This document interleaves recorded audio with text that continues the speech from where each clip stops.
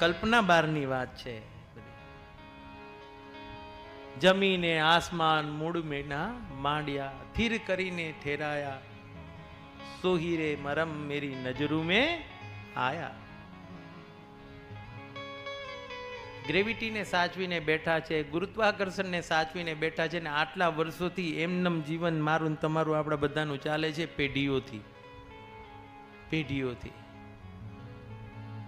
કોરોનાએ આવી ગયો, પાણી આવી ગયું, કેદારનાથે થઈ ગયું, સુનામી થઈ ગયું, ભલું. અને એની પેલા કેટલું બધું થયું હશે ને કેમ હશે, જેમ હોય તેમ. પરંતુ મૂળ વાત ખાલી એટલી કહેવા જાઉં છું કે આ શાસ્ત્રની વાતો પ્રમાણિત છે, આ હવામાં નથી. પ્રમાણ વગરની વાત શાસ્ત્ર નથી કરતું. શાસ્ત્ર શું? સત્ય સનાતન ધર્મ. સત્યનો અર્થ સત્ય, ત્રણેય કાળમાં જે એમનેમ હોય તેને જ સત્ય કહેવાય. સનાતન એટલે અટલ.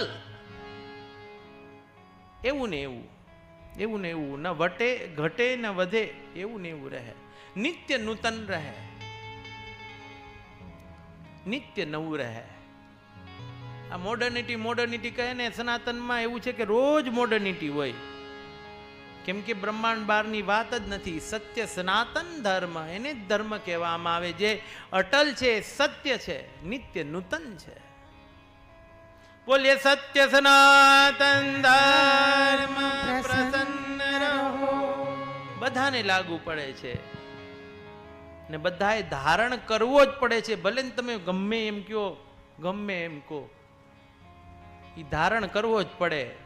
આ જીવનની અંદર સત્ય સનાતન ધર્મ ધારણ ન કરો તો ક્યારેય જીવનમાં ન્યાય મળે જ નહીં. ડોક્ટર પાસે ન મળે ને વકીલ પાસે ન મળે, અને જીવનની અંદર પણ ન મળે. એ સત્ય સનાતનનો શણગાર છે. અજાણતામાં ભલે તમે ક્રિશ્ચન હો, તમે પારસી હો, કે તમે લાગુ પડતા ગમે તે ધર્મની અંદર હો, પરંતુ ધર્મ તો એક જ છે. એ બધા કદાચ મતો હશે. સત્ય સનાતન ને ધારણ કર્યા વગર ન્યાય જીવનની અંદર પ્રાપ્ત થતો જ નથી.